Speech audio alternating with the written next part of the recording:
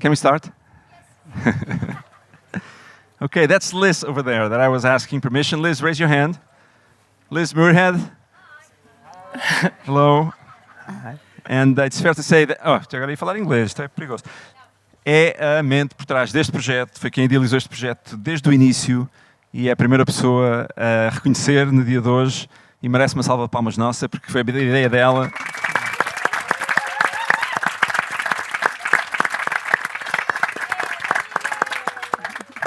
Parabéns Liz, congrats.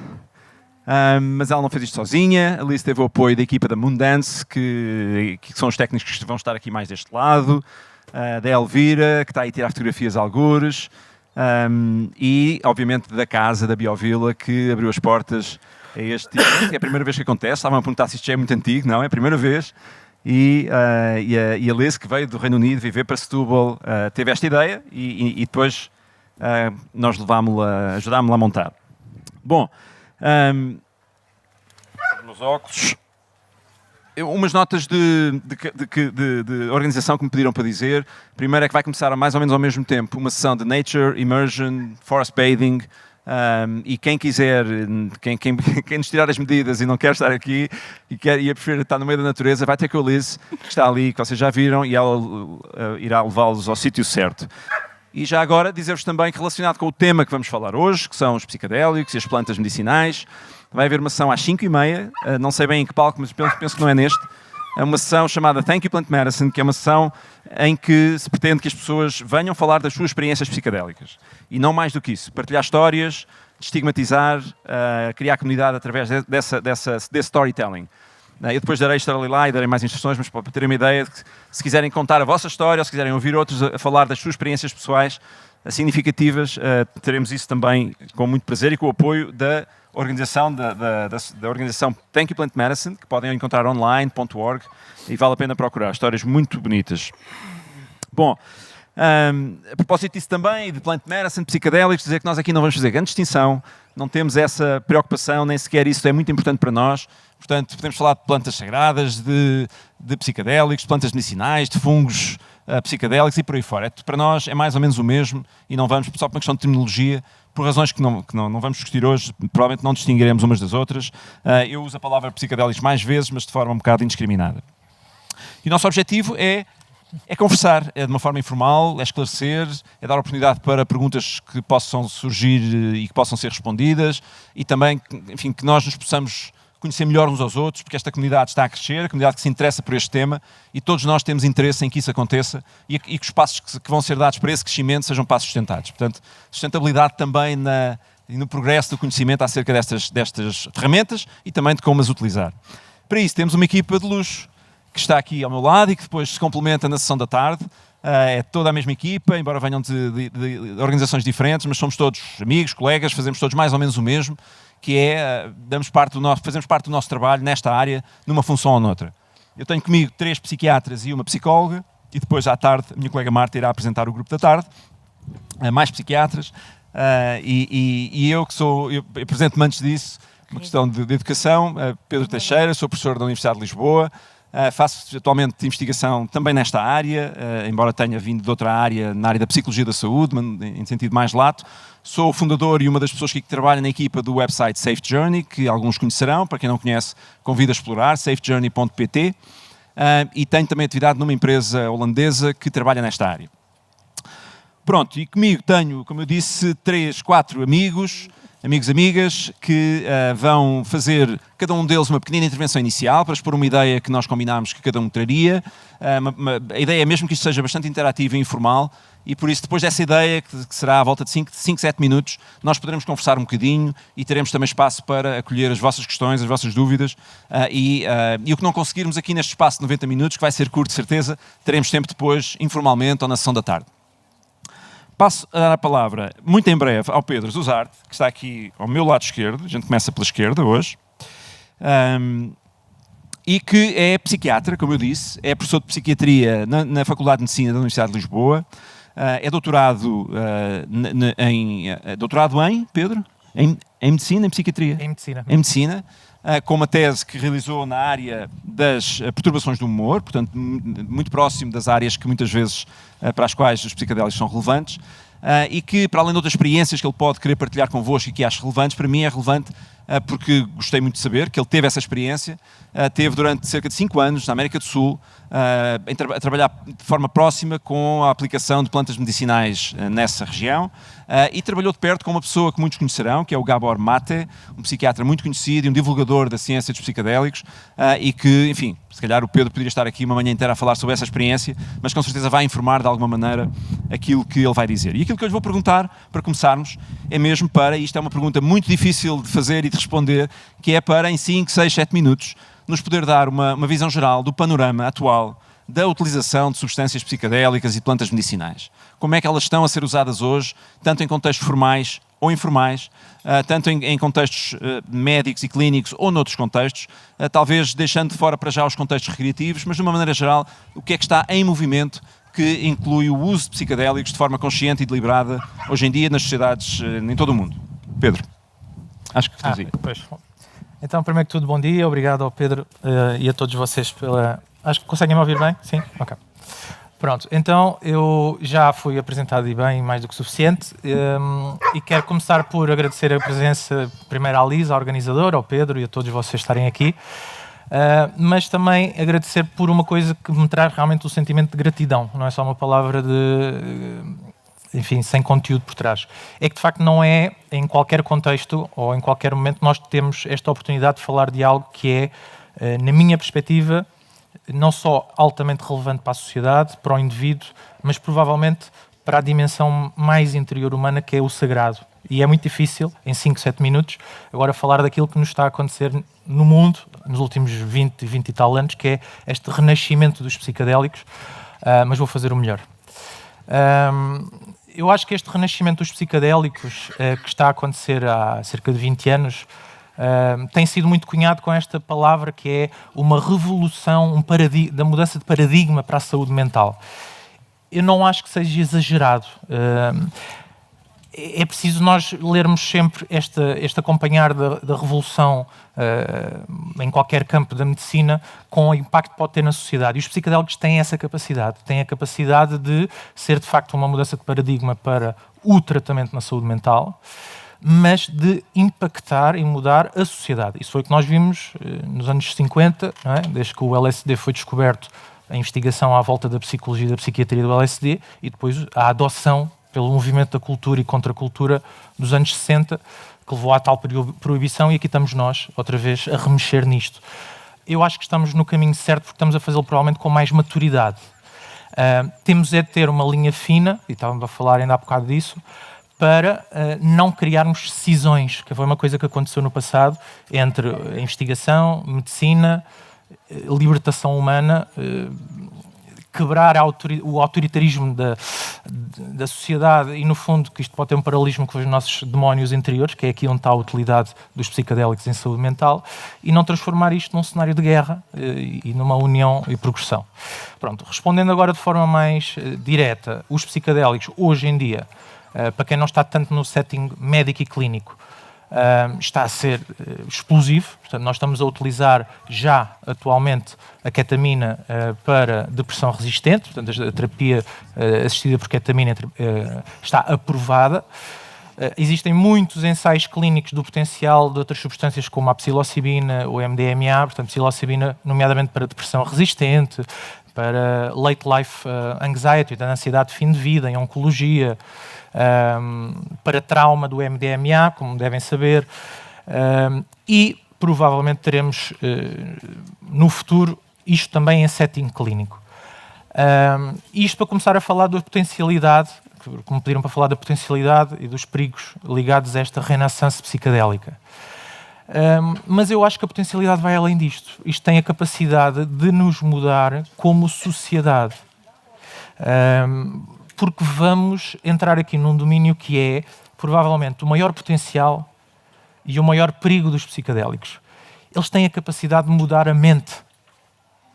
Não é tratar uma doença, sim, isso é uma grande vantagem, e ainda bem que começámos por aí, porque temos de trazer à ciência objetividade para ela ser aprovada, recriada, replicada. Temos várias panóplias de substâncias e várias panóplias de patologias onde os psicodélicos já têm indicação e terão mais indicação. mas estamos aqui fundamentalmente a trabalhar com algo que nos vai poder ter a capacidade não só de atuar na doença, mas na exponenciação do ser humano. Por isso é que eu acho que nós temos de ir além da patologia. Temos de ir à utilidade dos psicodélicos em mudar a nossa mente. E isso é o verdadeiro grande, talvez o maior potencial dos psicodélicos, mas ao mesmo tempo, por uma má utilização ou por alguma complicação da utilização desta ferramenta, poderá ser provavelmente o maior perigo e agora entram os perigos ligados aos psicodélicos.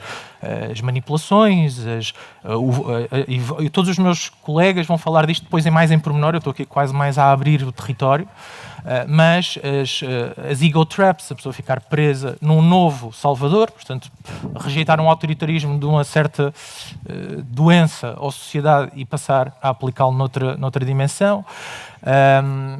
A má utilização por quem conduz rituais, cerimónias, quem usa este poder e pode influenciar a mente dos outros.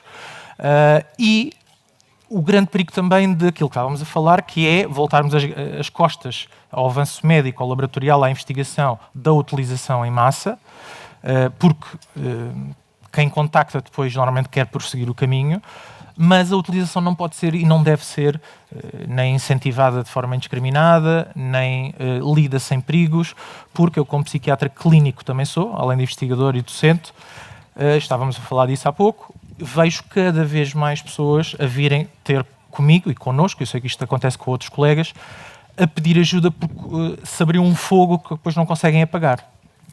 Portanto, nós estamos aqui a lidar com um território, e eu volto àquela palavra que só esta dava para falar aos 90 minutos, que é sagrado, que é a dimensão da mente humana. E depois vocês podem acrescentar todas as autoestradas que vão daí para fora, não é? Desde a coisa mais básica psicológica até à espiritual. Mas a verdade é que este território é aquilo que nos define como humanos. E se nós temos aqui o grande potencial do expandir, do curar e com isto mudar o todo e a sociedade, também temos aqui caminho que pode não ser tão positivo. E então, isto que está a passar aqui, acho que é absolutamente extraordinário, porque estamos a tentar juntar exatamente estas várias polaridades à volta de um tema tão difícil e tão lato, mas acho que é neste caminho que nós temos de seguir para isto ser saudável. Pedro, de que psicodélicos estamos a falar? E aqui podemos até incluir os clássicos e os não clássicos. E em que contextos é que eles estão a ser utilizados hoje? E podemos incluir contextos legais e menos legais, ou seja, formais e informais, individuais em grupo, só para dar um retrato assim. Sim. Pronto, para quem não está, peço desculpa se eu depois entre muito em coisas pormenorizadas, que depois se calhar quem não está tão familiarizado, ou que um passo atrás, não é? E obrigado, Pedro, por isso. Bem, os psicodélicos, não é? A palavra projetar a mente, mimetizar a mente, portanto, a mente expressada, não é?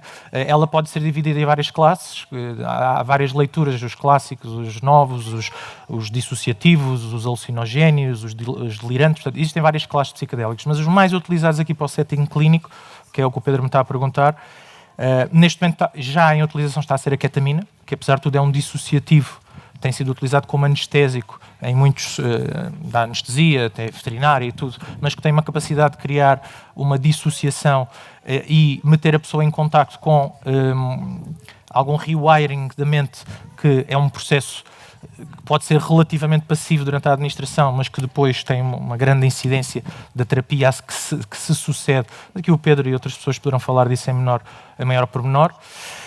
Provavelmente os psicodélicos que se seguem, porque esses estão em fases de ensaios clínicos já muito avançadas e com um potencial muito já evidente, é o MDMA. Vamos metê-lo na classe dos empatogénios, enfim, não interessa aqui, porque é também considerado, há quem considere um verdadeiro psicodélico, há quem não o considera, mas que tem uma grande ação no trauma e existe muita recuperação de trauma profundo de anos de terapia e que reverte com o MDMA, sobre a terapia assistida por MDMA, e provavelmente o que se seguirá a seguir, isto seguir aqui a lógica dos ensaios clínicos, da resistência / aprovação do avanço da investigação, será a psilocibina, não é? O componente dos cogumelos mágicos, que está demonstrado ter também um grande impacto nas depressões resistentes e crónicas, na ansiedade de fim de vida que eu já tinha mencionado, também no trauma. Provavelmente um pouco mais para a frente, mas com um potencial enorme, mas que provavelmente, e com o Gabor eu trabalhei mais em termos deste psicodélico em concreto, que é o DMT, a ayahuasca, seja nas formas fumadas em xanga, seja nas formas inaladas em iopo. Portanto, há toda aqui uma panóplia de utilização do DMT, que acaba por ser a substância central nestas várias, mas que é um pouco mais... não podemos separar isto provavelmente do contexto cultural onde ele está inserido, da condução da cerimónia, da música campara, do xamã que orienta, daquele que já foi e voltou tantas vezes, que já sabe fazer o caminho. E é isto que é outra coisa que talvez enquadra no perigo dos psicodélicos, é a utilização disto como se fosse um novo Brufen. Não é um novo Brufen. Só quem é preciso ir e voltar para se saber fazer algum trabalho nesta área. E isto é uma coisa que talvez nós vemos como uma possível limitação na utilização em clínica disto, é que de facto, em algumas substâncias, não digo em todas, portanto, um psiquiatra não tem que ter esquizofrenia para tratar uma esquizofrenia, não tem que tomar um antipsicótico para tratar uma esquizofrenia, mas isto é uma área um bocadinho diferente. Queres continuar mais um bocadinho? Esticar a mais? Eu posso continuar. Eu não quero é roubar tempo aos outros palestrantes. Estamos neste tema, continuar no sentido de outros psicodélicos que existem e que também estão a ser estudados neste momento. Aliás, eles estão todos a ser estudados neste momento. Uns estão mais avançados do que outros, mas eu lembro-me de pelo menos mais 3. Desde a mescalina, opções, temos a ibogaína, nós temos outro, a datura até. Portanto, nós vamos por aí fora, não é? Se quisermos falar de todos os que... É que todos estes já estão mesmo a ser investigados neste momento. O 5-MeO-DMT, 5-methoxy-dimetiltriptamina, que é o veneno de um sapo específico, que alguns de vocês conhecerão. Portanto, existem de facto muitos, e se calhar estamos a esquecer-nos aqui de um ao outro, dos que eu sei que existem estudos já mais avançados, ou em fase inicial, ou em fase programática. A ibogaína, por exemplo, vai ser com certeza estudada bastante e progressivamente mais como uma substância e uma experiência muito forte para a quebra de adições sobretudo. Graves, difíceis, etc. Eu tive a oportunidade no México, portanto, eu fui mesmo com o Gabor a Yelapa, onde ele reconduzia os retiros. Ele não, porque ele não era ele o xamã que orientava as cerimónias, mas fazia o apoio, o suporte de integrativo pós. E a grande área de ação deles era exatamente a ibogaína e a ayahuasca, portanto, DMT.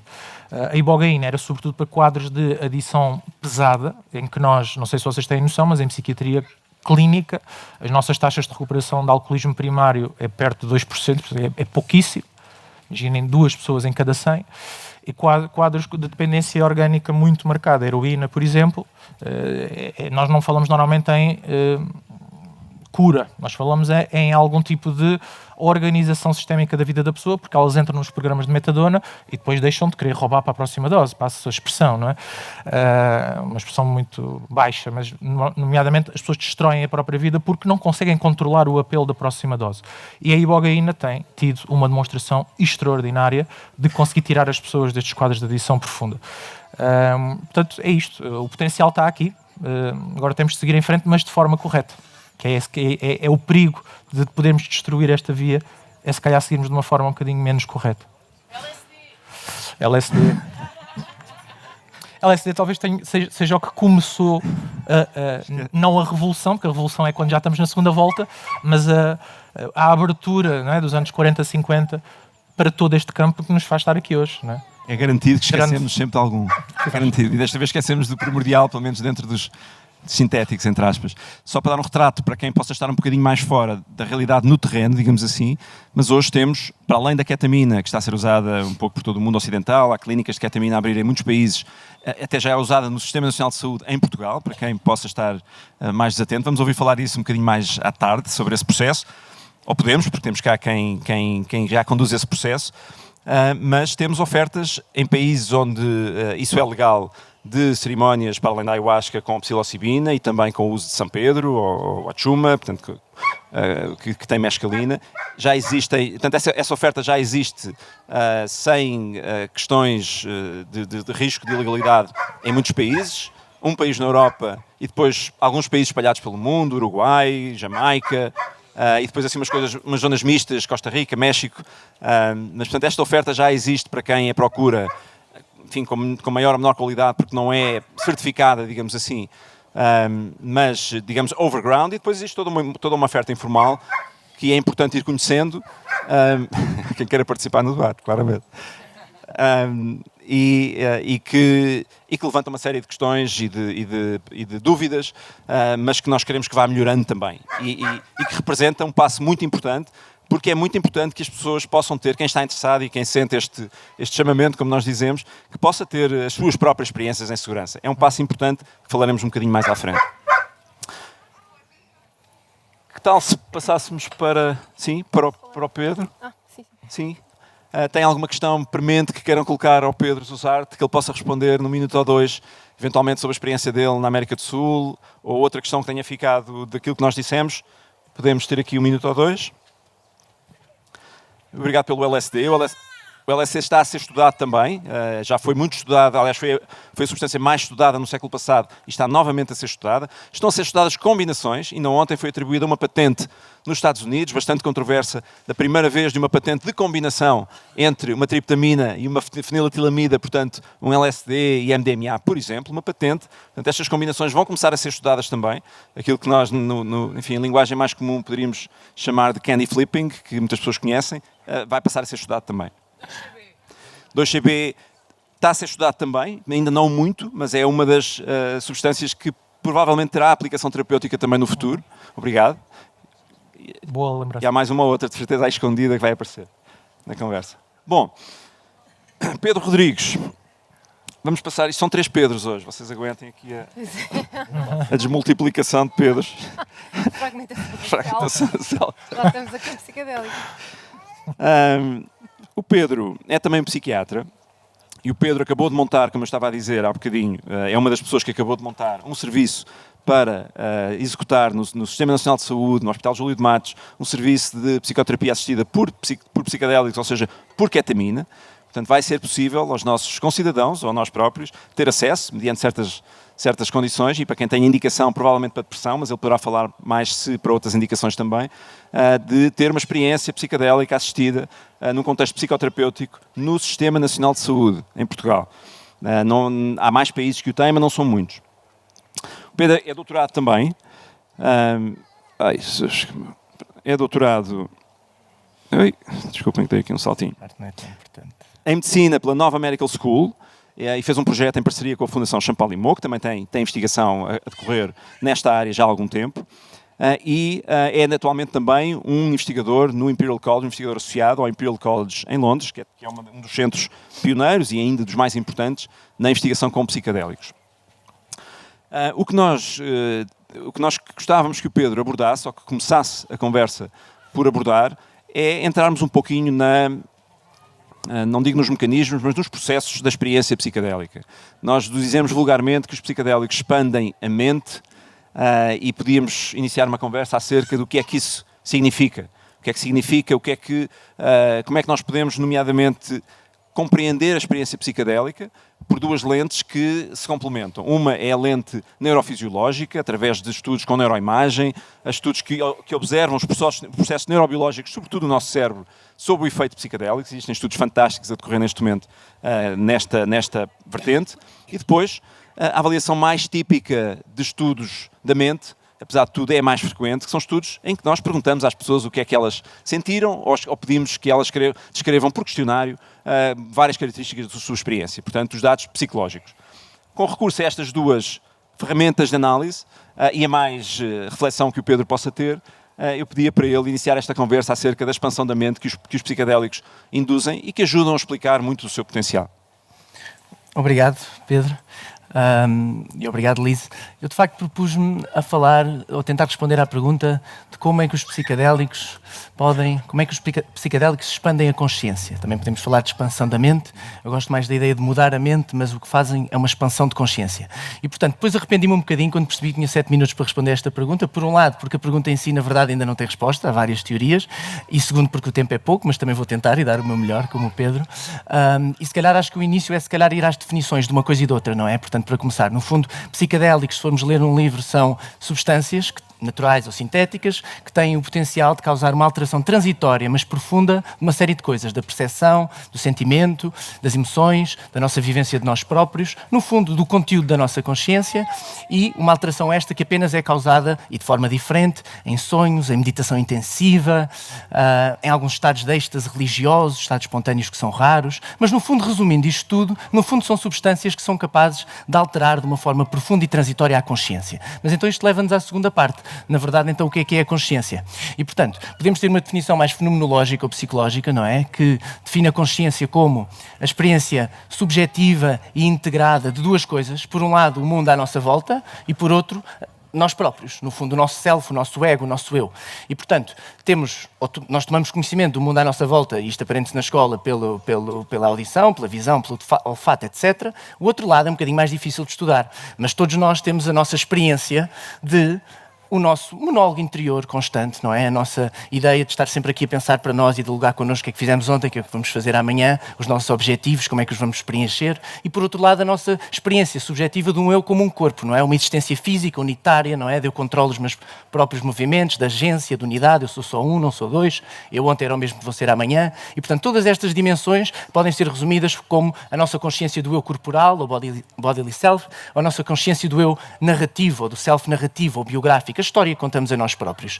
E, na verdade, até se pensarmos um bocadinho, esta história que contamos a nós próprios, e isto entra aqui um bocadinho na questão que é, então, mas por que raio é que é necessário mudar a nossa mente, não é? Se a nossa mente existe, porque é que temos que a mudar? Porque, na verdade, se calhar esta história que nós contamos a nós próprios, a nossa consciência, é importante pensar que, na verdade, ela evoluiu, se quisermos uma perspectiva evolutiva e biológica, há outras, ela evoluiu não necessariamente para nos fazer felizes, mas evoluiu para nos fazer sobreviver, reproduzir e sobreviver. E, na verdade, podemos então pensar porque é que pode ser necessário, quais as vantagens então de modificar um bocadinho. E, na verdade, estas duas perspectivas, existem perspectivas diferentes, mas se pensarmos então deste lado do que é a consciência, e tendo aqui uma definição, podemos pensar que existem, de facto, ou sempre existiram várias perspectivas sobre a origem da consciência. É uma questão que não está aberta, não é? Isto vem da filosofia, podemos pensar em dualismo, não é? Em que a alma ou a consciência é separada do corpo, onde toda a religião, ou grande parte da religião se baseia. Podemos pensar em naturalismo, que no fundo é a perspectiva da ciência, no fundo, o naturalismo, ou materialismo, ou fisicalismo, no fundo, que a consciência é uma emergência do cérebro, o cérebro cria a consciência. Mas existem outros, existe o idealismo, não é? Que é um bocado em desuso, mas que no fundo é a ideia de que a consciência é que existe e a matéria é uma alucinação, uma simulação, e portanto que a consciência é que é a propriedade universal e a matéria não existe. Mas existe também o panpsiquismo, portanto a ideia de que a consciência é uma propriedade fundamental da matéria. Tudo é consciente. E isto é um estado em que, muitas vezes, sob estados psicadélicos, atingimos este estado. Na verdade, existem outros. Portanto, existe também o misterianismo. Há quem diga que, no fundo, a consciência é impossível de estudar. Portanto, é tão complexa que nós humanos nunca conseguimos perceber. É uma perspectiva um bocado derrotista. Eu cá inclino mais para o naturalismo. Não sei qual está certa, acho que podem estar todas. Inclino um bocadinho mais para o naturalismo, pelo meu lado de cientista, mas sempre que experimento psicadélicos, inclino mais para o panpsiquismo. E, portanto, podemos falar um bocadinho depois disso no fim. Mas, na verdade, falando um bocadinho da perspectiva naturalista, que eu sei mais, ou tento saber mais, podemos pensar numa área, quando se fala aqui em ciência, neurociência, é uma área sempre um bocado chata, mas há aqui um lado da neurociência que é muito interessante, penso eu, fascinante até, que são os avanços do que é que a neurociência nos tem dado sobre perceber, de facto, como é que o cérebro cria a consciência. E, portanto, se nós pensarmos um bocadinho, se pensamos até no nosso processo da percepção habitual, como nós observamos as coisas, não é? Como vemos uma caneca ou uma gaivota, na verdade, a perspectiva habitual, como as coisas nos parecem, é que no fundo os nossos olhos ou os nossos órgãos dos sentidos são uma espécie de uma janela transparente, no qual nós observamos o mundo como ele é e, portanto, vamos construindo representações cada vez mais complexas, mas que no fundo uma representação passiva. A nossa experiência habitual é, de facto, nós estamos a observar o mundo como ele é, passivamente. Mas, na verdade, e ainda há muita neurociência que defende esta perspectiva, mas as perspectivas que eu acho mais interessantes, no fundo, invertem um bocadinho esta ideia. Portanto, a perspectiva que eu acho mais interessante para estudar a ciência do ponto de vista cerebral é a área, chama-se processamento preditivo ou predictive processing, mas no fundo a ideia aqui por trás, que no fundo estas ideias todas do cérebro bayesiano, também quem usa este termo, no fundo a ideia central por trás disto é o quê? É que nós não experienciamos o mundo necessariamente como ele é. Na verdade, nós experienciamos o mundo como uma forma de uma construção ativa. Ou seja, estas teorias veem o cérebro como um órgão, um sistema que foi esculpido pela evolução para fazer inferências sobre a causa da informação que capta. Isto pode ser uma definição um bocadinho abstrata, mas é interessante se nós pensarmos nesta visão nossa da percepção, como falámos há bocadinho, quando olhamos para uma caneca ou para uma gaivota, os nossos órgãos dos sentidos estão a captar uma vasta imensidão de dados de informação muito distintos, da cor, da textura, etc, etc. Mas nós experienciamos-lo de uma forma integrada. Mas como é que isto é possível? Na verdade, a forma mais fácil de experienciar isto de forma integrada é assumindo que o cérebro tem modelos prévios ou expectativas, que em grande parte já vieram codificados do ponto de vista biológico e evolutivo pela evolução. Kant já falava disto, Platão até, no fundo, dos conceitos do a priori, portanto, o a priori ser necessário para organizar tanta informação. Portanto, esta teoria do predictive processing, no fundo, diz que o cérebro cria modelos sobre tudo aquilo que está à volta e dentro do próprio corpo. E depois contrasta esses modelos, que são codificados através de plasticidade sináptica, um bocado de Kant essa parte, mas, no fundo, contrasta esses modelos com o input que recebe da periferia, com a informação. E se esse input que vem da periferia, a informação, for exatamente igual aos modelos que já tem, esta informação é irrelevante para o cérebro. Portanto, não sobe na hierarquia cerebral, digamos assim. Mas se os modelos que o cérebro tem forem diferentes da informação que está a receber, isto sim é uma informação importante. Chama-se um sinal de surpresa, um prediction error, que é no fundo a informação que é relevante subir na hierarquia cerebral. No fundo, esta perspectiva vê o cérebro como uma espécie de um jornal em que há o editor-chefe que diz aos jornalistas cá de baixo só para lhe dar as notícias que são mesmo importantes e são inesperadas, no fundo. Okay? Mas quais é que são as consequências mais fascinantes desta perspectiva? É que, por um lado, então, a nossa percepção, nós não percepcionamos, na verdade, os inputs. Nós o que percepcionamos são os modelos. E, portanto, os modelos que já são prévios. Ou seja, toda a nossa percepção é vista desta forma como uma espécie de uma alucinação controlada. Ao termo de control hallucination. Controlada porquê? Porque, no fundo, se o cérebro funcionar bem, estes modelos são sempre restringidos pelo tal input que chega e são modificados por ele. E, portanto, esta é uma perspectiva interessante. O que ainda torna a coisa mais interessante, penso eu, é quando pensamos não só necessariamente na percepção, mas que os mesmos mecanismos cerebrais são responsáveis pela nossa consciência do nosso próprio corpo e por regular todo o funcionamento do corpo, mas também por um nível mais elevado da hierarquia cerebral, de tentar unificar todos os inputs que alguma vez chegaram ao organismo, como ocorrendo num centro, chama-se um centro de gravitação representacional, no fundo, ou seja, numa única unidade que nós entendemos como sendo estável e única, que é o nosso self, o nosso eu. Portanto, ou seja, todas as percepções são codificadas num modelo que vai sendo construído e que tem os tais componentes da representação do corpo e do tal do eu narrativo, todas as histórias que nós vamos contando a nós próprios da nossa existência. E, portanto, porquê é que isto agora é interessante para pegarmos nos psiquiatras? Porque, por um lado, então, esta perspectiva, ou a grande conclusão desta perspectiva neurocientífica, é que o nosso self, o nosso eu, pelo menos da forma como nós experienciamos, é uma ilusão. Ou seja, a nossa experiência de que somos um eu que é constante, que é estável e que é sempre o mesmo, é falsa, provavelmente. O nosso eu existe, mas é diferente disto. E, no fundo, isto é um insight que não vem só da neurociência. Isto é um insight que vem, por exemplo, isto é o princípio fundamental do budismo. E, portanto, o insight que o Buda teve foi precisamente este, que o nosso self é transitório, é mutável. E, portanto, e desenvolver uma prática para isso, que no fundo é a meditação. Eu vejo os psicodélicos um bocadinho como uma autoestrada para algo que depois pode ser mantido pela meditação. Filósofos também falaram disto, David Hume falava disto, mas não tinham uma prática, e o budismo tinha uma prática. E agora, entrando para os psicodélicos, o que é que os psicodélicos então fazem nisto? Na verdade, estas substâncias o que fazem é atuar num receptor específico cerebral, que é uma espécie de, digamos, eu gosto de ver como um botão mágico do cérebro, que o que é que faz? Vai desregular as áreas cerebrais, porque este receptor está nestas áreas mais evoluídas, no fundo, do topo da hierarquia cerebral, e vai desregular o seu funcionamento. O que é que isto vai fazer? Vai fazer com que os modelos prévios do cérebro, em relação a tudo, deixem de ter a confiança que tinham. Porquê? Porque neste modelo de contrastar os modelos prévios ou expectativas com o input, há sempre uma confiança. Determinadas coisas a que temos muita certeza, têm muita confiança. Atribuímos muita confiança. Coisas a que temos menos certeza são mais suscetíveis de serem modificadas pela informação.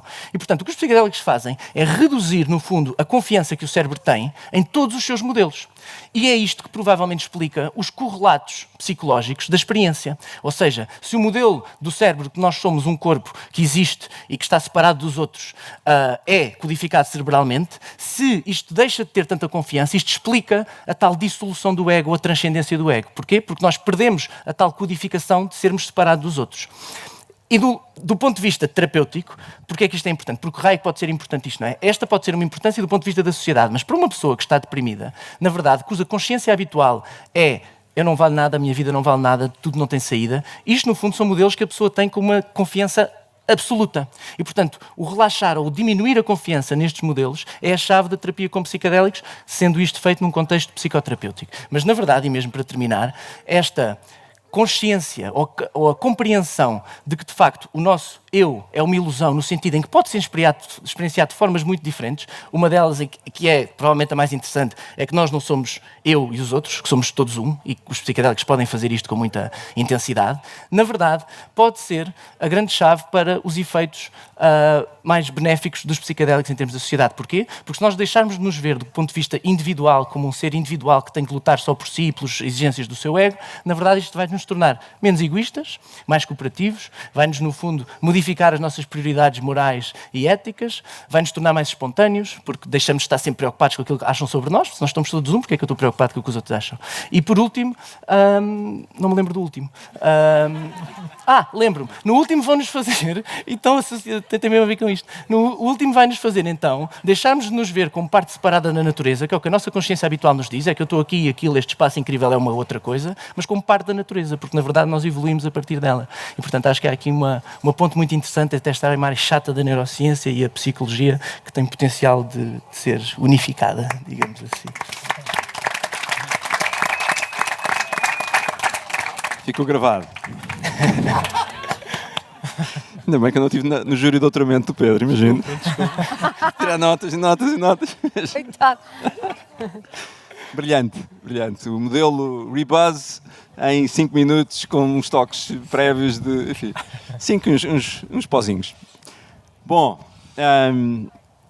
nem sei para onde é que levo isto agora, mas se calhar até vos dou a hipótese, abro a conversa à audiência, porque levantaram-se aqui tantas pontes que vocês podem querer pegar por um lado ou por outro, mas começa a ficar aparente, não é? O potencial enorme e a capacidade que tem para mudar a maneira como nós pensamos e sobre nós próprios e o mundo.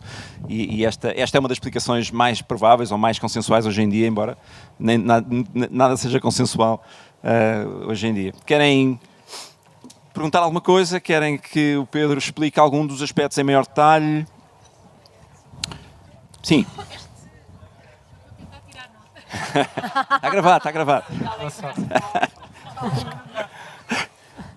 Processo negativo, a questão da percepção acho fascinante. O que estava a explicar entre a criação do certo cria o eu.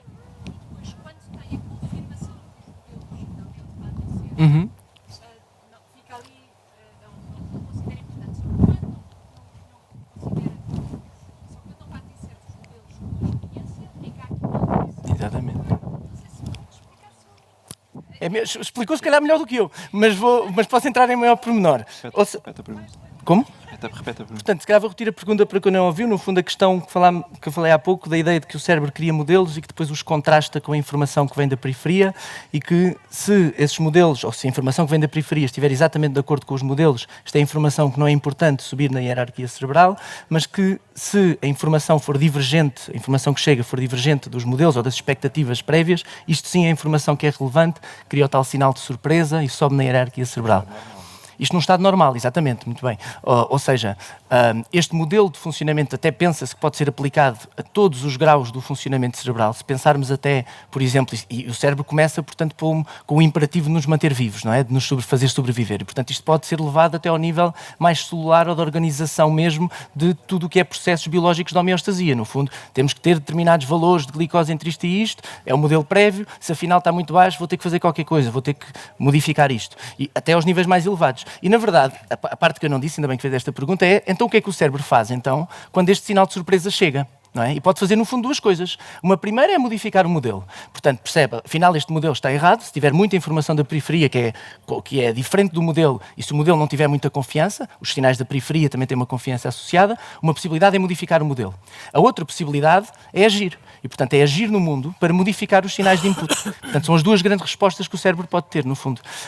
E, portanto, esta perspectiva teórica, mas que tem validação empírica numa série de áreas, pode ser aplicada, no fundo, desde os drives mais biológicos, se quisermos, até esta tal construção que nós fazemos de nós próprios, não é? E que, no fundo, são modelos que nós criamos, uma história, uma narrativa, não é? Que vai sendo contrastada depois com o que nos vai acontecendo e que pode ser modificada, mas que na consciência habitual, essa modificação não tem que correr necessariamente no sentido de nos tornar mais cooperativos.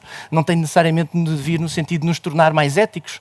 Pode vir só no sentido de nos reforçar a nossa capacidade de sobrevivência de nós próprios, de nos separar dos outros e, portanto, pode ser um processo que, no fundo teve um valor e tem um valor evolutivo nos manter ou de nos fazer sobreviver como espécie, sendo que em última análise até pode acabar com isso, porque na verdade se nos tornarmos tão egocêntricos, que é o que está em parte a acontecer, acabamos por desflorestar e acabar com uma série de coisas. Portanto, é um modelo muito vasto, mas no fundo o processo primário, a ideia é essa, precisamente. E é muito interessante, Pedro, Inês, Rita, se quiserem acrescentar, porque é mais a vossa área do que a minha, é muito interessante verificar como muito do sofrimento mental das diversas patologias de saúde mental têm este ponto comum de haver, ou muitas têm, de haver padrões rígidos, padrões em que nós estamos de facto muito presos a estes a priori, estamos muito presos a estes trilhos e eles podem ser uma fonte de segurança durante muito tempo da nossa vida, e muitas vezes permitem-nos sobreviver, mas muitas vezes tornam-se uma prisão também. E aí entram novamente os psicadélicos ao tirar-nos à força desses trilhos e permitir-nos ver o mundo de outra maneira, e permitir-nos e traçar trilhos diferentes. E é interessante porque isto explica porque é que os psicadélicos parecem ter uma ação tão transversal a tantas condições de saúde mental e ao funcionamento em geral do ser humano. Não é muito específico para uma doença ou para outra, porque estes processos são processos universais, ou são processos muito transversais ao nosso funcionamento como seres humanos. Se querem acrescentar alguma coisa. Eu vou só fazer um comentário que é o oposto da depressão. Muitas vezes as pessoas interrogam-se se do lado da tristeza está a alegria, mas não é a alegria. Aquilo que a depressão causa em última instância é cristalização, falta de movimento. A pessoa fica rígida num padrão, como o Pedro disse muito bem, e uma coisa que é antagónica muitas vezes, para nós temos um marca-passo de se a pessoa está a sair ou não da depressão, é se está já em movimento ou não. E neste caso, se o movimento pode ser uma coisa tão literal como se já dança, mas eu não estou só aí. Estou a dizer se está fora do padrão. E os psicadélicos podem fazer isto, não é? Todo este modelo também de desconstrução de um padrão, se é validado ou não por fora, e a reconceptualização desse padrão, acaba por ser, o psicadélico tem a capacidade de pôr a pessoa em movimento para fora do padrão, que é no fundo uma desconstrução daquele modelo rígido onde a pessoa está inserida. Isto só por si já é evolução, já é terapia, já é cura. Agora depois podemos chegar ali ao paradigma que o que é que acontece quando deixa de haver padrão. Isso é outra questão. O que é que acontece quando deixa a mente? Mas se calhar ainda estamos aqui na gama do mente cristalizada, mente menos cristalizada, mente saudável. Mas eu acho que não acaba por aqui o caminho. Essa é a continuação, na verdade, não é? É outra conversa. Do painel, não é? Da parte dos riscos. Isso, estamos na altura certa para transitar para o lado direito aqui do painel. Tenho ao meu lado a minha amiga Inês Macedo. A Inês é talvez a psiquiatra com mais experiência aqui neste grupo, experiência clínica e experiência de, acho que experiência de psiquiatra. Não, vocês foram colegas de curso, portanto são mais ou menos. A mesma turma. A experiência clínica, penso que sim. A Inês é uma das fundadoras da Associação Cosmic Care, que muita gente conhece.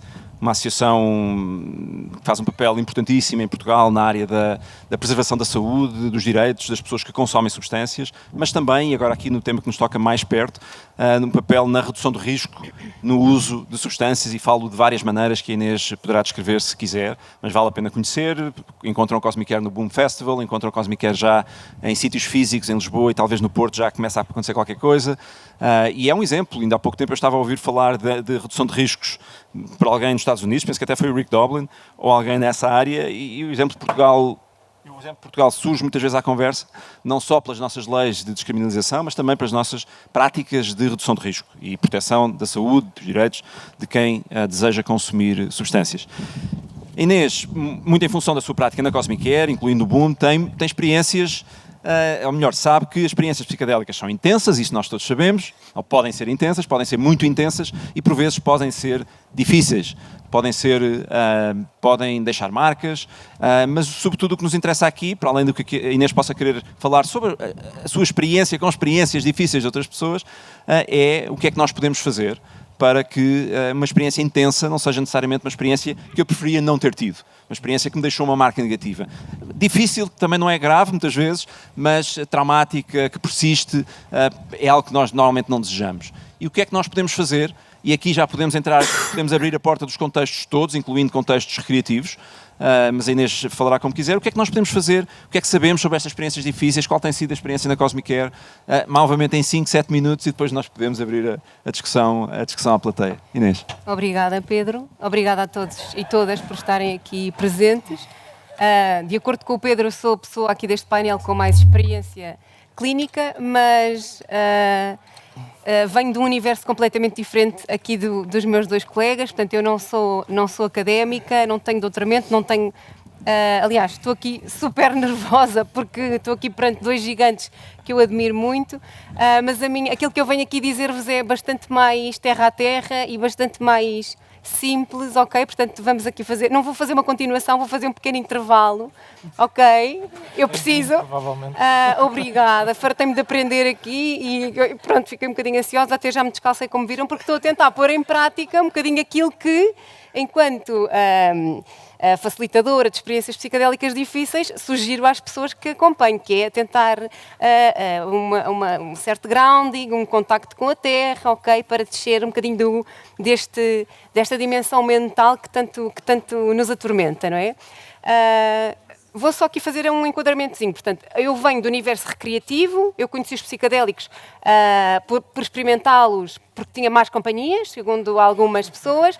Portanto, venho do universo da festa e aquilo que observei no meu percurso pessoal e que também era muito evidente nas pessoas que me envolviam e nas pessoas de quem eu gostava muito, era que de facto os benefícios da experimentação daquelas substâncias e daqueles universos, daqueles contextos, era altamente positivo, altamente transformacional, nem sempre fácil, mas que havia muitas coisas boas a virem daqueles momentos, não é? E, como o Pedro acabou de explicar e tão bem. A redução de riscos, de onde é que vem? Vem da valorização, portanto, a redução de riscos podemos pensar uma categoria do universo do tratamento das perturbações ou das questões relacionadas com o uso de substâncias que valoriza os discursos das pessoas que os utilizam. É um bocadinho o lado oposto do universo das neurociências puras ou da medicina ou da psiquiatria, não é? As moléculas são muito boas, têm características biológicas e causam modificações no sistema nervoso central, ok? Isto são as qualidades das moléculas. Na redução de riscos nós valorizamos outras coisas além disto, ou seja, a experiência que as pessoas têm, o contexto onde elas se inserem é muito importante, igualmente importante, à qualidade da substância. Ou seja, não existem formas corretas nem incorretas de se consumirem substâncias. Nós, em Portugal, e nos últimos anos, vivemos num paradigma pós-proibicionista, ou seja, as pessoas podem consumir substâncias, obviamente, dentro de um determinado enquadramento. Porquê? Porque se considera, e felizmente se ultrapassou o paradigma do consumidor de substâncias enquanto delinquente ou enquanto doente, que tem uma doença e que procura drogas, para se encarar o consumo de substâncias como parte da vida normal e do direito, de um dos direitos enquanto existente, enquanto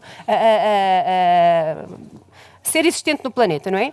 E, portanto, ultrapassando um bocadinho aquela dualidade desta substância é boa ou é má, não é? A heroína é boa ou é má, o psicodélico é bom ou é mau, e isto é um dos riscos que eu acho que nós também podemos falar, que é da glorificação e da demonização de algumas substâncias e da glorificação do psicodélico.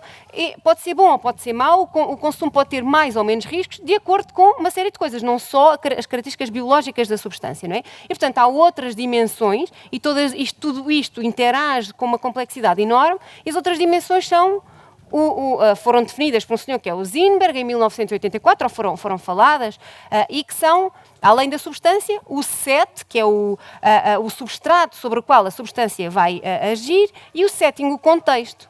E o set não é só se aquela pessoa tem esquizofrenia ou não. Vamos focar agora um bocadinho mais nos psicodélicos. Os psicodélicos podem ser consumidos com mais ou menor risco, são bons ou são maus, não tem só a ver com a substância em si, nem com se a pessoa tem uma história de doença mental ou não tem. Tem a ver com que pessoa é que aquela pessoa é, qual é o seu percurso biográfico, em que fase da vida é que aquela pessoa está, que momento é que ela naquele instante está a viver, não é?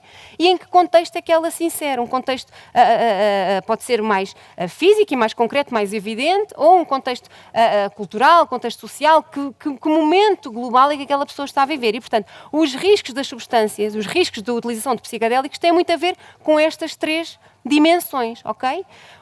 Sabemos que fisiologicamente, do ponto de vista físico, as substâncias psicodélicas, à exceção da ibogaína, ok? Não oferecem grandes perigos. Pessoas até com doenças, quer dizer, se for uma doença muito grave cardíaca, não convém utilizar, por exemplo. Mas, do ponto de vista fisiológico, mesmo doses 5.000 vezes superior à dose normal de LSD, por exemplo, não causam risco nenhum do ponto de vista fisiológico, não é? As pessoas rapidamente recuperam a consciência, não têm infartos, não têm depressões de estado de consciência como têm com outras substâncias, não é? Aquilo que é mais reconhecido como um perigo ou um risco grande destas substâncias é o risco do desenvolvimento destas tais experiências psicologicamente muito desafiantes, não é? E este risco, mais uma vez, depende das variáveis todas. São as chamadas experiências psicodélicas difíceis. Ora, ao longo de todos os milénios de existência destas substâncias, nos vários pontos do globo onde estas substâncias foram sendo consumidas, estas crises psicodélicas difíceis foram sendo vistas de forma diferente e continuam a ser vistas de forma diferente, de acordo com o paradigma da pessoa que o observa, não é? Na psiquiatria, isto agora, a psiquiatria tem evoluído muito recentemente e tem olhado agora o potencial terapêutico, mas até há pouco tempo, a experiência psicodélica, e especialmente a difícil ou intensa, era vista como episódio psicótico. Episódio psicótico é uma manifestação semelhante àquela, para pessoas que não vêm desta área, que os esquizofrénicos têm. E em muitos contextos e durante muito tempo, as pessoas, e inclusivamente até em festivais e no ambiente recreativo, as pessoas que estavam sob efeito destas substâncias, como estavam a imaginar, a acreditar em coisas que as outras pessoas não compreendiam, como estavam a ouvir voz ou a ter visões muitíssimo intensas, eram medicadas com fármacos para se controlar aquele episódio, porque de facto havia um risco muito grande, e este risco destas experiências desafiantes é um risco de, em primeiro lugar, podem acontecer acidentes, a pessoa pode agir de acordo com os conteúdos que estão a surgir, não é? E por outro lado, as experiências podem ser profundamente traumáticas e profundamente disruptivas, as pessoas podem não conseguir regressar ao seu funcionamento prévio e não têm nenhuma doença mental grave, ok? Simplesmente é uma coisa que pode surgir. E, portanto, a redução de riscos vem considerar estas experiências e o potencial transformador delas, a redução de riscos psicodélico, não é? Bebendo desta valorização da experiência, dos direitos humanos que as pessoas que usam drogas têm de os consumirem no contexto que bem entenderem, ok? Pronto, portanto, a redução de riscos e a nossa intervenção na Cósmica era uma intervenção não julgadora, não moralista, ok? E que valoriza também as outras drogas. Eu já me estou a perder porque eu não sou nada organizada, como vocês já estão a ver. Mas o que eu queria dizer era que, portanto, estes episódios profundamente desafiantes podem ser vistos como patológicos, podem ser vistos como estados de profunda iluminação e de transcendência a valorizar, e com o contexto conta muito, não só para a vivência, como também para a interpretação das experiências, não é? Se estivermos num contexto cerimonial xamânico, há muitas comunidades que utilizam estas substâncias e em que as pessoas que são aos nossos olhos vistos como doentes mentais esquizofrénicos, nesses contextos são vistos como as pessoas iluminadas, e aquilo é um ritual de passagem e são muitas vezes inspiradores e guias e ídolos, não é? Nessas comunidades. E, portanto, cada modelo teórico, agora falando outra vez mais na nossa cultura ocidental, por exemplo, a psicologia da origem psicodinâmica observa estes estados como o seu background teórico orienta, não é? Que são que correspondem à vinda, à consciência de conteúdos inconscientes e que estão a causar grandes conflitos e têm um potencial eventualmente terapêutico ou não. E depois a psicologia transpessoal também tem, e esta aqui inspira muito também a redução de riscos psicodélicos, observa estes estados de grande conflito, não é? Como situações de emergência espiritual ou psicoespiritual, de emergência, que em inglês tem, foram dois termos, dois conceitos que Stanislav Grof e Christina Grof formalizaram e criaram, não é? Que são um estado de maior consciência espiritual, não é? E que, a certa altura, pode ser de tal forma disruptivo que é uma crise muito grande, não é? A forma como lidamos com estas crises psicológicas também depende do nosso paradigma. Se eu tiver um olhar psiquiátrico, posso ter que medicar aquela pessoa, e depende ou se eu for, lá está, um psicólogo transpessoal e estiver num retiro em que existem condições para deixar aquela experiência desenvolver-se e para vermos até onde é que ela vai, também é legítimo. Ou seja, aquilo que o primeiro Pedro dos três disse, eu concordo em absoluto com a forma correta como vamos utilizar estas substâncias, mas não deixa, como eu venho desta coisa mais grassroots, ativista, direitos das pessoas, anti-autoritário, correto ou não correto, é um bocadinho delicado. Ou seja, há consumos legítimos e consumos ilegítimos. Uma pessoa, quer dizer, claro que temos que saber em que águas é que navegamos e que tem que haver aqui red flags, não é? Pessoas que têm, e mesmo assim não são assim tão definidas. Há estudos que mostram que pessoas com doenças mentais crónicas, psicóticas, tomam psicadélicos, não têm crises nenhumas, levam aquilo na boa porque estão muito habituados a determinados estados, não é? Portanto, mas claro que temos que saber em que águas navegamos, temos é que, de uma forma um bocadinho mais ultrapassando as narrativas individuais, dar às pessoas condições para que elas exerçam os seus direitos, não é? De utilizar substâncias e os seus riscos de uma forma manejável, não é? Aceitável, informada e livre. Ok? E estas estratégias que a Cosmic Care desenvolve, eu depois posso, passam por dar às pessoas condições para que as suas utilizações sejam a informação, o teste laboratorial das substâncias. Ainda não temos, vamos ter testes de substâncias de origem natural, nomeadamente cogumelos mágicos, mas testes laboratoriais para se perceber o real conteúdo das substâncias e se há adulterantes ou não, qual é a potência. Ou seja, estratégias que atuam nas várias fases do consumo. Serviço de intervenção na crise psicológica e, mais especificamente, crise psicadélica. É o quê? Nós sabemos que estas crises podem ser muitíssimo traumáticas e muitíssimo difíceis, mas podem ser bastante transformadoras e, então, a presença de um suporte, de uma presença empática, sem querer ir a lado nenhum, mas que encoraje a exploração daquele estado de profundo sofrimento, que encoraje a exploração daquela situação, pode ter um impacto muitíssimo positivo, não só na vivência da experiência, como até na saúde mental da pessoa. E depois temos também estratégias de redução que atuam depois das experiências, ou seja, ok, isto correu muito mal, esta pessoa precisa não está a conseguir voltar ao trabalho, não está a conseguir, está muitíssimo deprimida, está muitíssimo psicótica e então consultas que facilitam a integração, ou seja, aí já num contexto mais clínico, que facilitam a exploração e a integração daquelas experiências na vida, não é? E o desaparecimento do estado de grande sofrimento. Eu fui caótica, Não foste nada. mas vocês Está ótimo. estejam à vontade para perguntar. Vamos. E vamos já passar à integração com a Rita, portanto vamos deixar a integração pendente, que é, digamos, o final Não deste... foi. Nada caótico. E vamos só pegar em 2 pontos. Obrigada. Isso. Viva a diferença e a diversidade na explanação de ideias, por amor de Deus. 2 pontos. Um esclarecimento muito rápido, porque acho que vale a pena nós termos bem presente, para quem não sabe, que a Cosmic Care, e Portugal nesse sentido, porque há muitos países que não o têm, muitos países desenvolvidíssimos que não o têm, isto que nós já temos em Portugal, fruto do trabalho da Cosmic Care, que nós temos às terças e às quintas, à hora 14, pelo menos a partir das 16 horas, entre as 16 horas e as 19, se não me engano, isto eu sei porque já lá fui, bem, não vou dizer mais. Ia dizer que já lá fui com a minha mãe, não é nada grave, mas já lá fui com a minha mãe. Nós temos a possibilidade de levarmos as nossas substâncias e a Cosmic Care de forma gratuita, com o apoio do Estado e da Câmara Municipal de Lisboa, o projeto está assim montado, testarmos as nossas substâncias de forma anónima, tanto quanto quisermos. Portanto, isto existe em Portugal e existem, penso que também centros móveis que poderão vir a estar disponíveis e existem vários festivais onde a Cosmic Care está presente, eu sei no Boom e no ZNA, mas se calhar há muitos outros em que está presente, mas o teste de substâncias, e se pensarmos daqueles fatores que diminuem ou que devemos considerar para a análise do risco, que são a substância, o mindset da pessoa e o setting, que é aí que eu quero ir já a seguir, o contexto que promove a segurança, mas fiquemos com este dado, nós podemos, em Lisboa, em segurança, de forma anónima, tantas vezes quanto queiramos, ir testar as nossas substâncias. Portanto, é algo que devemos divulgar.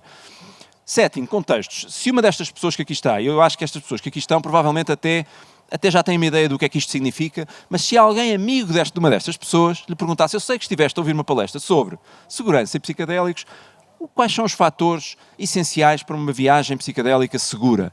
Independentemente do contexto e de forma transversal, quais são aqueles fatores que nós temos que, no que ao setting diz respeito, ou seja, ao contexto, que é que nós devemos valorizar? Não são assim tantos como isso e por isso nós podemos ter isso na ponta da língua para passarmos a palavra a outras pessoas que queiram ter viagens seguras, que estão a começar neste território e que não sabem muito. Mais uma vez, não há assim uma resposta muito única, não é? Nem clara. Portanto, o contexto, quer dizer, podemos pensar nas variáveis mais globais, por exemplo, consumir psicodélico sozinho, se calhar na Síria ou num país muitíssimo proibicionista, ou que tenha leis muito apertadas, ou que tenha pontos de vista ou olhares muitíssimo conservadores sobre o consumo de substâncias. Portanto, logo aí, deixa-me lá pensar o que é que nós temos. Quer dizer, o local onde se está, a cultura onde se está inserida, não é? O grupo com o qual se está, é importante pensar, não é? O próprio conforto físico, isto é assim de uma forma mais próxima, mais imediata do espaço, são questões importantes para pensar. Há aquela ideia de que, estou com um grupo de amigos, são todos meus amigos, são todos conhecidos, a coisa vai correr muito bem, a sala até tem imensas almofadas, ou vou estar ao ar livre.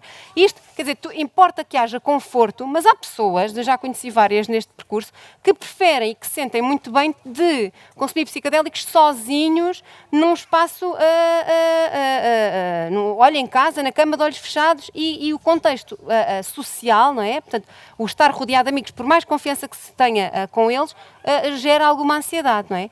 Pronto, isto de forma isolada temos que pensar na parte material, não é? No conforto, na presença de água e de alguma coisa para nutrir, eventualmente, e na companhia social, não é? Matéria e pessoas, ok? E depois as coisas um bocadinho maiores. Mas isto sozinho não faz nada, há outras, o set está incluído nesse setting, não é? Nós sabemos que pessoas que são mais introvertidas têm mais tendência para ter experiências muito difíceis. Pessoas que estão mais ansiosas têm tendência para ter experiências mais difíceis e, portanto, se estão com amigos ou se não estão, quer dizer, ou seja, isto deve ser pensado pela pessoa e é profundamente variável, não é? Agora, em geral, é relações de confiança, falar com amigos próximos e explicar aquilo, e revelar aquilo que se entende fazer e ter também algumas... portanto, fazer um trabalho de casa de saber o que fazer se a coisa não estiver a correr bem, ou seja, ter alguém a quem telefonar ou ter uma rede que possa apoiar no caso da experiência estar a ser um bocadinho mais desafiante. Mas assim, do contexto... Preparação, no fundo, não é? Preparar. Portanto, a preparação tem que incidir nestas dimensões todas, não só na substância, saber, isto a Rita vai falar, não só na substância, como no trabalho individual e no contexto. Portanto, eu acho que assim, penso que... Temos uma questão, se calhar vão surgir. E a questão de precedentes a nível de família, Sim. de doenças mentais. Sim, pronto, ainda bem que perguntaste isso, obrigada. Eu lá está, sou muito tendenciosa e às vezes tendo a desvalorizar um bocadinho, apesar de trabalhar em riscos, as pessoas não são todas iguais, não é? E esta questão do set, a pessoa que vai consumir tem que, ou seja, há experiências difíceis e que podem ter um impacto muito negativo e que podem até condicionar doenças mentais muito graves, não é? Tem que ter isso em atenção aos antecedentes pessoais, ou seja, se há alguma história de episódios psicóticos prévios, episódios psicóticos é delírios e alucinações, não é? Sabemos que as pessoas que têm história de psicose têm uma probabilidade muitíssimo maior de ter experiências não só difíceis, como verdadeiramente psicóticas. Eu esqueci-me de dizer uma coisa, que estas experiências psicodélicas difíceis, em mais de 98% das situações, ao fim de 48 horas, resolvem. Ok? São benignas, com mais ou menos acompanhamento, elas têm resolvem. Depois pode a pessoa ficar um bocadinho mais perturbada ou menos, mas a situação aguda desaparece. Com exceção das pessoas que têm problemas de saúde mental graves, nomeadamente do foro psicótico, prévios. Pessoas que têm antecedentes familiares, especialmente em familiares de primeiro grau, irmãos, mãe, pai, têm um risco também acrescido do aparecimento destas doenças psicóticas. Pronto, e é por esse motivo, pessoas com história pessoal ou familiar, doenças psicóticas, esquizofrenia ou até a doença bipolar, não é? Grave, estão excluídas de todos os protocolos de investigação, porque o risco é muitíssimo considerável e é elevado, ok? Portanto, isto em termos de doença mental, depois em termos de personalidade, há pessoas que têm, há pessoas que têm mais ou menos risco de experiências difíceis, mas aí não temos o risco de desenvolverem uma esquizofrenia ou terem ali um episódio muitíssimo que corta a biografia delas para sempre, não é? Ou pelo menos e aí vai ter necessidade de intervenções mais sérias e mais prolongadas no tempo. Muito bem. Temos ali mais uma questão. Sim? Consigo. Consigo. A minha questão é em relação a como é que nós conseguimos prever que não vai acontecer o primeiro episódio de doença psicótica. Ou seja, nós sabemos que os antecedentes pessoais podem ajudar a perceber que essa pessoa poderá ter início a ter um primeiro episódio. Mas na realidade nós nunca sabemos, não é? Pode ser sempre a primeira vez. Exato. Agora, Como é que conseguimos prever se é um primeiro episódio de alguém que até nem tem história na família, mas que pode ser... Há investigação nesse sentido que nós conseguimos perceber. vamos lá ver. É só que eu acho que há muita gente que acha que tem medo precisamente por causa disso. Que às vezes, mesmo não tendo nada, acha que vai ter um primeiro episódio do foro psicótico quando...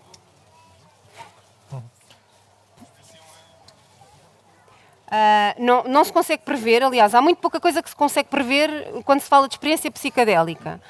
E experiência psicadélica difícil, não é? Sabemos que as pessoas que têm história pessoal, ou seja, já têm manifestações ou têm história na família, têm mais risco. E sabemos que quanto maior a dose, ou seja, mais riscos, estou a falar de experiências difíceis, não estou a falar de desenvolvimento de doença mental séria, porque são duas coisas. Temos uma experiência psicadélica muito difícil e que não tem nada a ver com depois o desenvolvimento de doença mental grave, não é? Pronto, as experiências psicadélicas difíceis, que podem ser podem ter uma componente psicótica importante, não é? São mais prováveis em pessoas que têm doença psicótica prévia e que têm doença psicótica na família, mas não quer dizer que não surjam. Agora, o que é que nós sabemos? A doença psicótica também não é um monolito, também não é uma coisa que de repente apareceu. Pode haver sinais subtis ou pode haver algumas características naquela pessoa que já denunciavam antes, mas às quais nós não estávamos atentos, a não ser que aquela pessoa tivesse a ser já acompanhada por A ou por B, ou por não estar a conseguir desempenhar as tarefas que era suposto, em casa, na escola, havia ali uma retirada social, ou seja, pode haver coisas que nos indicam e por isso é que se o uso for deliberado, se a pessoa quiser preparar a experiência, pode sempre, se houver oportunidade para isso, consultar um profissional de saúde mental. E nós na Cosmic Care também temos, ou seja, a avaliação não é só se há um diagnóstico ou não. Às vezes já nos chegaram pessoas à Cosmic Care que têm precisamente isto. Este rapaz tem não sei explicar por palavras, porque isto é tudo muito subjetivo e as pessoas que têm experiência clínica acabam por também ter que valorizar. Há aqui coisas na história desta pessoa e no contacto que eu tenho com ela que me indica, ou a pessoa tem dificuldade em sintonizar com o clínico, ou há ali coisas muito estranhas, muito bizarras do comportamento, coisas que são assim muito fora do que é expectável, que nos podem indicar um risco aumentado, mas não são nada, pelo menos os cientistas não sei, vocês querem responder a esta pergunta? Eu queria só dizer que, na verdade, nos estudos, e concordo com tudo o que tu disseste, mas acrescentar uma coisa, é que, na verdade, nos estudos em que foram dados psicadélicos a pessoas saudáveis para fazer estudos de neuroimagem ou o que é que seja, não há nenhum caso descrito da pessoa desenvolver uma esquizofrenia depois. Isso deve-nos deixar com alguma segurança. Mas, por outro lado, estes estudos também têm um follow-up muito curto e, portanto, não se pega nas pessoas passados 5 anos para ver se alguma tem esquizofrenia. Portanto, é uma resposta em aberto. Mas, na verdade, evidência de que podem causar esquizofrenia não existe. Agora, depende depois da nossa perspectiva. Ou somos muito cuidadosos e dizemos não existe porque não foi feito, ou somos mais liberais e dizemos se não existe, casos descritos, é porque o risco não é assim tão grande. Anda um bocadinho por aí. Ao contrário daquilo que acontece com outras substâncias, nomeadamente cannabis, não é? E aí, há um bocadinho mais risco. E mais uma vez aqui, são drogas pesadas, são drogas... aparentemente a pessoa consome cannabis, fica muitíssimo funcional e passado alguma meia hora não lhe advém... A experiência é completamente diferente em termos de intensidade, uma experiência psicadélica e aquilo que está comprovado é que o risco de psicotizar ou de um episódio de tipo esquizofrenia surgir é muito, muito maior, não é? Estes estudos também vêm muito da utilização recreativa não controlada. Nós, na investigação para fins médicos, selecionamos as pessoas.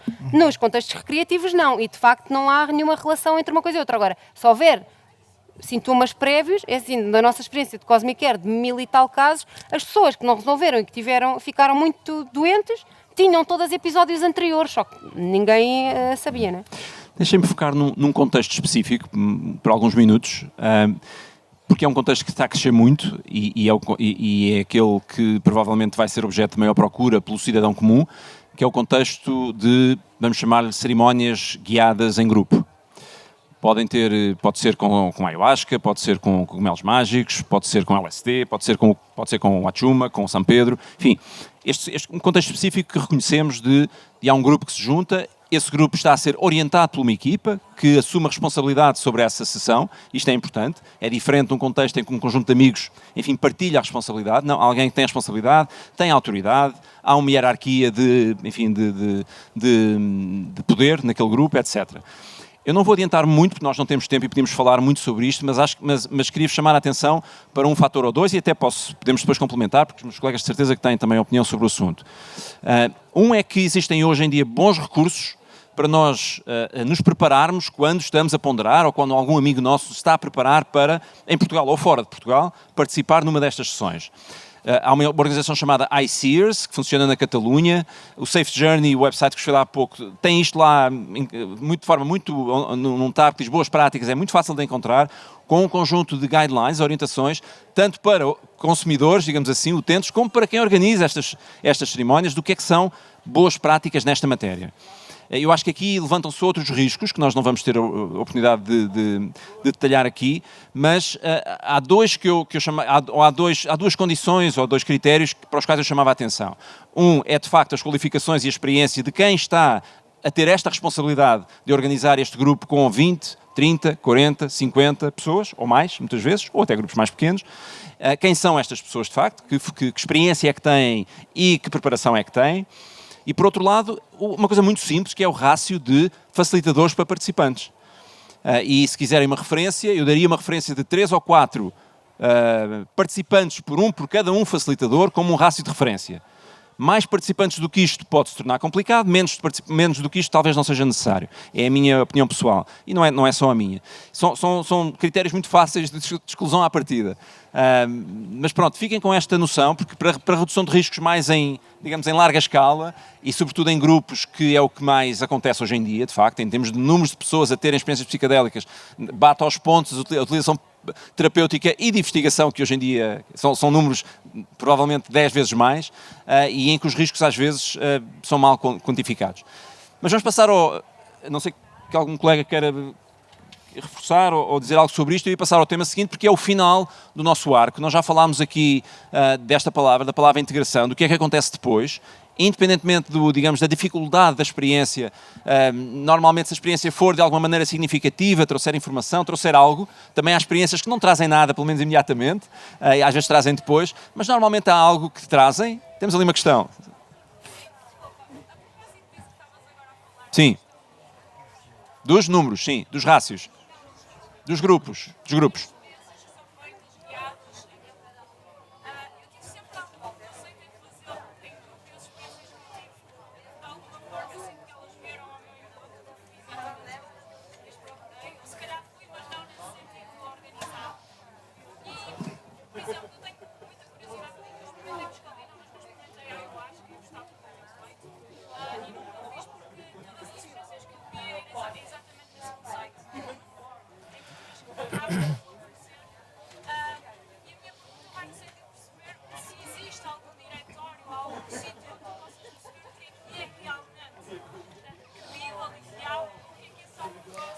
Não há. Se existe um diretório, a pergunta é super pertinente, porque até já existem alguns fora de Portugal, que eu saiba não existe nenhum em Portugal, ou com acesso ou em língua portuguesa. Se existe um diretório que nos permita, de alguma maneira, ter um screening prévio, não é, por pessoas competentes, da maior ou menor qualidade de oferta, por exemplo, de um retiro de ayahuasca, para dar um exemplo. Não existe e é muito difícil de criar atualmente, porque estes critérios que eu tenho vindo a falar não são ainda consensualmente definidos por todos. E por isso, na ausência disso, estes guidelines, estas linhas orientadoras, é quase uma checklist que nós podemos fazer como consumidores, temos que ser nós a fazer essa avaliação. E nós e os nossos amigos, que acho que é muito importante também, porque há pessoas que já fizeram e muitas vezes são os melhores informadores sobre o que é que se lá passou. mas não existe de facto. Mas vai existir. É uma questão de tempo, vai existir, com maior ou menor qualidade, é importante que exista. Última perguntinha, antes de saltarmos à integração, e nem sei se vai ser possível, mas pergunta. Só partilhar que é mesmo importante nós devemos fazer uma pesquisa anterior, porque eu sinto que mesmo indígenas e xamãs que têm muita experiência, mas que chegam cá e ficam um bocadinho perdidos no luxo que é a nossa cultura ocidental, e que o dinheiro que eles recebem, que é grande muitas vezes, é para ir ao shopping comprar não sei o quê, e se calhar em vez de terem um cuidado com a alimentação vou comprar o frango do aviário. Pronto. E que não, às vezes nem sequer têm o cuidado de ver quais são os antecedentes Certo. das pessoas. Portanto, no fundo, Não fazem um trabalho seguro e alinhado. no fundo que, digamos, o caráter indígena de um facilitador ou de um grupo de facilitadores não garante só por si a qualidade do processo. Ou a autenticidade que nós às vezes estamos à procura, isso só por si, muitas vezes, sobretudo quando estão deslocados dos seus contextos de origem, onde quando as pessoas fazem a experiência depois voltam a uma sociedade que já conhece aquele contexto, nós não temos isso cá. E, portanto, isto aplica-se, isto que eu disse, e estes cuidados aplicam-se realmente, independentemente do tipo de facilitador ou da origem do facilitador. Nós vamos passar à frente agora e depois, se estivermos sempre no fim, daria a palavra. A não sei que foi uma coisa mesmo. Pegar exatamente nesta questão do contexto social, Contexto social. para tentar perceber de experiências práticas o que é que já se faz a nível de aplicação deste potencial transformador ao coletivo. Se já existe alguma coisa que esteja a ser feita. Nós à tarde vamos ter o privilégio de ter um painel só sobre a perspectiva social. Mas eu acho que é interessante dizer isso, porque até na redução de riscos, uma das coisas que eu tenho aprendido é que é fundamental ultrapassar a narrativa individual, não é? Tal e qual, estas substâncias por si só. Isto foi um discurso que foi dominante até agora há muito pouco tempo. Ok, são maravilhosas, são mágicas, induzem alterações muito profundas e têm um potencial enorme de transformação pessoal e social, mas por si, só, naquela pessoa, naquela, sozinhos. E aquilo que nós vemos é que há em bolhas. E, portanto, psicadélicos sem um trabalho comunitário, sem movimentos políticos, sem movimentos civilizacionais, por assim dizer, não... quer dizer, o seu potencial não é aproveitado e não servem para nada. Vamos lá ver. Há muitas pessoas que nós conhecemos em diversos contextos que utilizam repetidamente e há muitíssimos anos estas substâncias e que continuam em sofrimento e que continuam com as suas questões que são suas e que são da sociedade e do envolvente e não se sentem melhor, nem elas, nem a comunidade onde se inserem se transforma. E, portanto, eu acho que agora à tarde vamos ter... A nossa lógica ao montar estes dois painéis foi precisamente este, de focar no indivíduo hoje de manhã e focar na sociedade hoje à tarde. Portanto, vamos manter estes temas vivos, vamos lá chegar e são difíceis, mas são necessários, absolutamente necessários. Muito simples. Rita, o que é isto da integração e porquê é que é tão importante? A Rita, peço desculpa, Rita é psicóloga, Rita Águila é psicóloga, isto nós estamos aqui tão lançados, já queremos ouvir. É outra amiga, tem muita experiência nestes contextos, de seguir pessoas e de acompanhar pessoas, faz clínica privada, é psicoterapeuta, terminou recentemente uma formação em psicologia assistida por psicadélicos do mais reconhecido centro de formação do mundo, o CIIS californiano, foi o primeiro pioneiro através do Grof, quando passou por lá, enfim, portanto, tem muita experiência e tem conhecimento e vai-nos falar sobre este passo final, que é um passo difícil, mas absolutamente necessário, ou pelo menos exigente, mas absolutamente necessário, do processo de uma viagem psicadélica. Ok. Conseguem-me ouvir? Sim. A integração tem que ser falada aqui porque nas sociedades onde sempre existiram psicadélicos, a integração vem com o pacote. Não é? Depois em ayahuasca, na América Latina, eles depois todos conversavam, todos reuniam e tudo era discutido de uma forma muito natural e as coisas aconteciam muito contextualizadas. E desde pequenas que as crianças iam ouvindo estas histórias, portanto, quando iniciavam também as suas viagens, nada daquilo era desconhecido ou estranho. Quando os psicodélicos foram trazidos aqui para o Ocidente e para outros contextos, este foi um grande problema, é que as pessoas consumiam, faziam as suas viagens, depois iam para casa e muitas vezes ou conversavam com pessoas que não conheciam a experiência, ou então tentavam ter alguma ajuda de algum psicólogo ou outras pessoas, e também os psicólogos não conheciam as experiências, também não conseguiam ajudar. E obviamente aqui a questão que se mete é quando as coisas correm mal ou quando as coisas são desafiantes. Quando correm bem é só uma partilha amorosa e fascinante, ou muito inspiradora. A questão é quando as coisas são muito desafiantes. E aqui a integração, se for bem feita, pode transformar algo que, se nada acontecer, pode criar um stress pós-traumático, uma perturbação do stress pós-traumático, e se for bem integrado pode criar um crescimento pós-traumático, onde a pessoa evolui, a sua zona de conforto aumenta, a sua capacidade de resiliência aumenta também, a sua maneira de lidar consigo muda, transforma-se, torna-se muito mais forte, aumenta a autoestima, aumenta a maneira de lidar com a natureza, provavelmente vai criar novos hábitos de como lida com a natureza, mais ecológicos, e também a forma de lidar com o outro, dado que as experiências dão-nos um sensorial muito mais alargado. A própria experiência é muito, em quase todos os psicodélicos, se não todos, ela aumenta imensamente os 5 sentidos e muito outros sentidos, que é o sentido do coração e o sentido da visão, da consciência.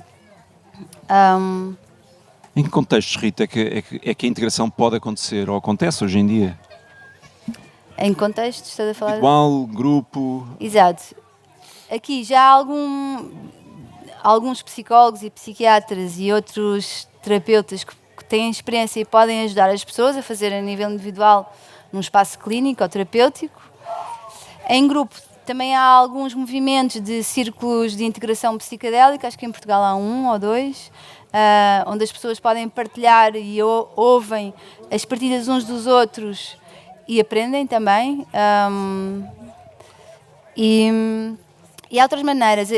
Eu divido, foi assim que eu aprendi sobre a integração. Há 3 campos de integração. Há o campo físico e somático, quando tomamos experiências, muitas vezes é muito avassalador para o corpo, o sensorial, o facto de o corpo sentir coisas novas, e muitas vezes a integração no pós é fazer algo como trabalho corporal, até pode ser yoga, para nos ajudar a enraizar, para nos ajudar a voltar a sentir o corpo. Muitas vezes os limites do nosso corpo ficam completamente indefinidos numa experiência e quando voltamos para o dia-a-dia há uma continuidade. Então fazer este trabalho de integração somática é muito importante para a pessoa voltar ao corpo, voltar a sentir, voltar a estabelecer os seus limites. Aqui pode-se também usar o contacto com a natureza, o caminhar na natureza, e todos os outros cuidados agora só uma palavra em inglês, self-care, que nós possamos fazer para voltar a sentir aqui a estrutura.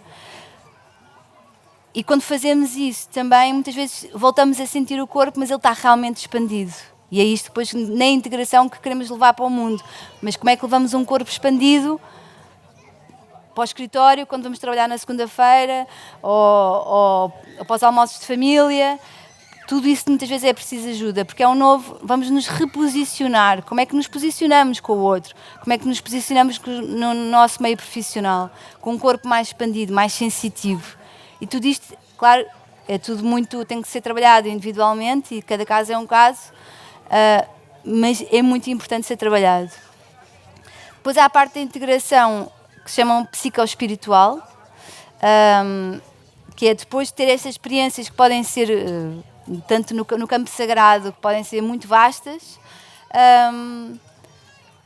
Outra vez, como é que se vai para os almoços de família, ou como é que se vai para o escritório, ou outros contextos. Quando, no fim de semana passado, tivemos uma experiência ayahuasca e vimos geometria sagrada e vimos seres em todo lado e dentro de nós e tudo isso.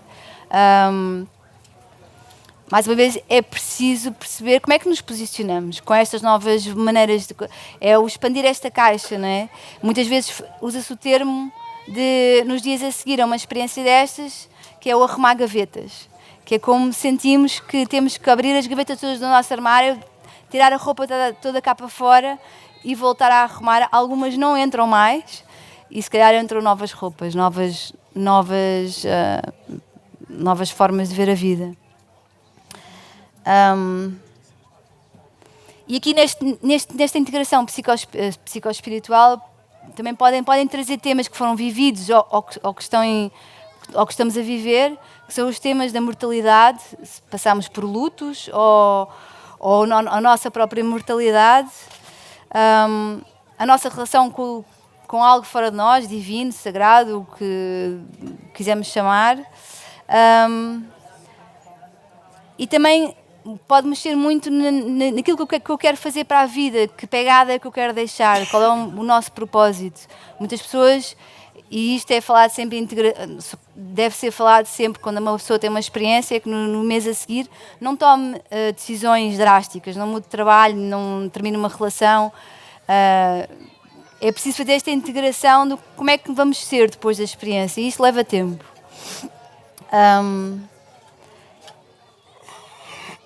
E depois a terceira parte da integração é a parte emocional. Como é que processamos aquilo que sentimos, e às vezes foram sentimentos que possam ter sido muito, muito, muito intensos, de medo, de pânico até, ou sentimentos de uma abertura de coração enorme e que depois não podemos andar na rua e abraçar todas as pessoas que não conhecemos, por muita vontade que tenhamos, e podemos... Muitas vezes o que acontece na integração emocional de pessoas que saíram com o coração completamente aberto das experiências e chegaram a casa e as pessoas que estavam lá não estavam nessa sintonia e receberam grandes baldes de água fria, para não dizer outras coisas, e é uma queda do cavalo enorme, e as pessoas fecham drasticamente o coração e ficam muito confusas, e às vezes muito zangadas e geram várias situações que podem ser depois muito disruptivas para a pessoa e para o contexto com quem elas estão. Aqui na integração há pessoas que têm experiências de falar com entes queridos que já partiram. Também é preciso muitas vezes integrar. Há um trabalho que vem muito também na integração emocional, que é o perdão. Esta abertura do coração com os psicodélicos muitas vezes faz-nos ver perspectivas diferentes de episódios que tivemos com outras pessoas ou connosco próprios, e vem muito esta vontade de perdoar-nos a nós, perdoar ao outro. Mas como é que isto se faz depois, quando o outro, por exemplo, não viveu esta experiência? Isto também pode ser trabalhado. E também vem com esta experiência dos psicodélicos, pode também vir a gratidão. Mas se for uma gratidão muito desenraizada, as pessoas depois podem ficar muito perdidas num tipo de relação com as pessoas que os outros depois não as compreendem. Então podem vê-las muito... Eu não sei, não vem agora o termo certo, muito desenraizadas ou muito fora, né? Às vezes as pessoas estão muito fora, estão assim muito... Então, todos estes movimentos que acontecem nas experiências psicodélicas, todos precisam de serem integrados, exatamente para, primeiro, transformarmos aquilo que precisamos transformar dentro de nós e que queremos, mas também para inspirar outras pessoas nas nossas transformações, mas também para nos posicionarmos numa sociedade que não passou por estas experiências, que não entende essas experiências no seu modo geral. Então, como é que voltamos à sociedade? Sem voltar ao patamar anterior onde estávamos, que não é possível. Acho que depois de viver uma experiência psicodélica, acho que nunca mais voltamos a ser os mesmos. Mas sermos pessoas ativas nisto que é o tema deste festival, não é? Em transformar o mundo de alguma maneira naquilo que podemos fazer no mundo à nossa volta. Obrigado, Rita. Portanto, dar significado.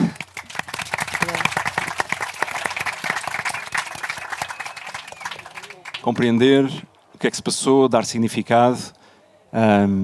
E eu valorizava muito esta última componente que tu referiste, que é dar um sentido prático. Ou seja, as transformações querem-se na vida real, na nossa vida real, por muito dramáticas que até possam ser.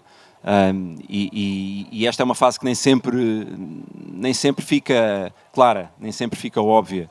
E eu chamava a atenção, olhando, falou-se um pouquinho mais dos riscos da não integração, ou dos perigos da não integração, mas eu acho que há um perigo da não integração que é o desperdício de uma boa experiência psicodélica. Ou seja, não transformar, não trabalhar um material que é positivo, que foi belo, que foi surpreendente, que foi mágico, e que às vezes fica só por isso, por uma experiência bela, mágica, mas que não vai para além disso e não tem reflexo na vida real, nas nossas relações, na nossa criatividade, na nossa profissão, etc.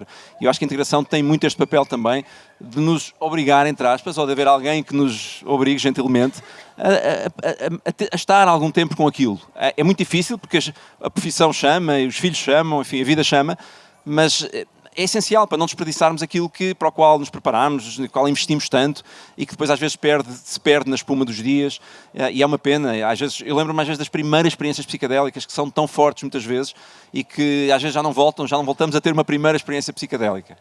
E já agora, para quem tem um contacto com um terapeuta, com um psicólogo, com um psicoterapeuta, com um psiquiatra, com quem se trabalha regularmente, eu acho que são as pessoas ideais, sobretudo se estiverem abertas, claro, minimamente abertas. E a minha experiência é que estão, ou se não estão, rapidamente ficam. Para mim são as pessoas ideais para trazer este material todo. E às vezes as descobertas são muito mais do que aquelas que aconteceram durante a viagem. Ou pelo menos muito mais concretas, muito mais palpáveis e muito mais sustentáveis, mantidas. E a mudança a longo prazo é no fundo aquilo que todos nós procuramos. Bom, eu acho que foi magnífico. Estamos na hora, começámos meia hora mais tarde e estamos a acabar meia hora mais tarde, o almoço chama. Volto a relembrar que estaremos aqui, não sei bem, provavelmente vejam no programa qual é a hora da sessão, mas se calhar vamos estar um bocadinho mais tarde para dar tempo ao almoço.